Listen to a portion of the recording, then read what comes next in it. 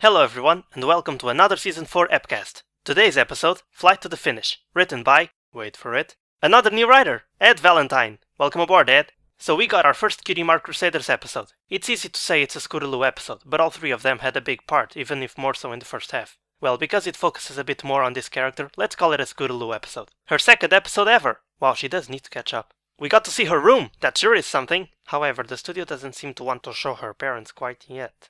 Aha! An episode with a song! Here it is! So far it's been like Princess Twilight Sparkle airs, no songs. Castlemania airs, no songs. Daring Don't airs, no songs. Flight to the Finish airs, well, Chips and Chickens ahoy! A song!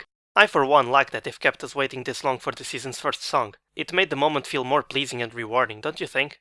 I sure am glad that it's finally here though. More about this song in a while. Look at that, more continuity with Season 3! You do remember Games Ponies Play, right? Even though it looked like the Equestria games would not be appearing in any future episode, it seems that Ponyville is still involved in it. The flag carrying! It's always nice to get surprises like these. You never know who or what is gonna come back to help tell a new story, do you?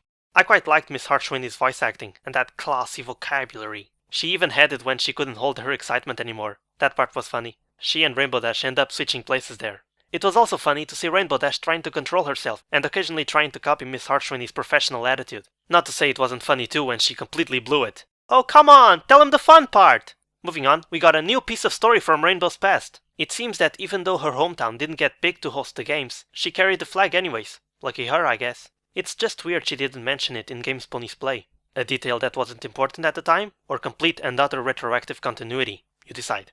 One very important thing to remark about this episode, Scootaloo not being able to fly is finally mentioned. I gotta say, I was very excited for this episode when it was confirmed in this year's Comic-Con. If you remember my very collected and professional take on it in my second speculation video, I guess you already know that. This being finally mentioned is something me, and I'm sure lots of other fans, have been looking forward to for quite a while. I mean, she must be about Rainbow's age when she performed her first Sonic Rainboom. That could not go unnoticed forever. Something worth pointing out, Scootaloo's fear of never being able to fly. I absolutely loved Rainbow's lines in that scene in her room. Very well said, very well written, Ed.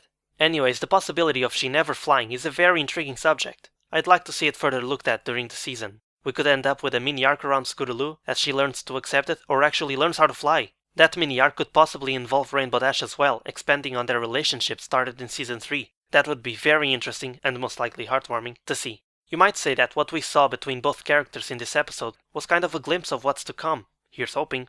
Professionalism is the second middle name Rainbow gets. At the moment, her full name is Rainbow Professionalism Danger Dash. The word danger could come before professionalism, but it sounds funnier this way. How many more do you think she'll get? How many more do you think Pinky will get? Quick observation, first episode in the season not to feature all the main six. Heck, Rainbow Dash is the only one. Which also makes this the first time Twilight Sparkle doesn't show up, ever since she got her wings. Let's face it, if there's at least one thing that stands out in this episode, it's the song.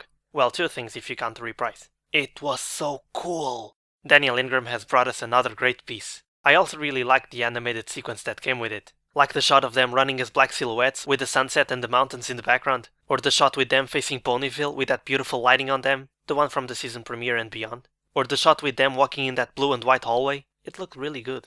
Oh, and Scootaloo making a reference to the Rocky Steps. Awesome.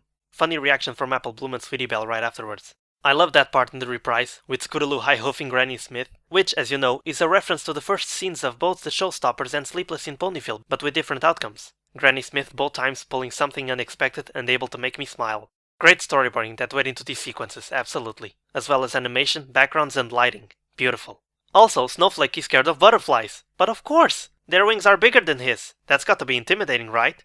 I'd like to point out something that is really cool, intentional or not. 2 times at least, in the background, you can see Dr. Hooves and Rose together, or Rose like as some people call her. That looks to me a lot like a reference to Doctor Who, since Rose Tyler is one of his companions. You can find them in the song's reprise and on the left in the crowd shot at the end as crystal ponies. A lot of regular background ponies got the crystally look for that shot. That's interesting.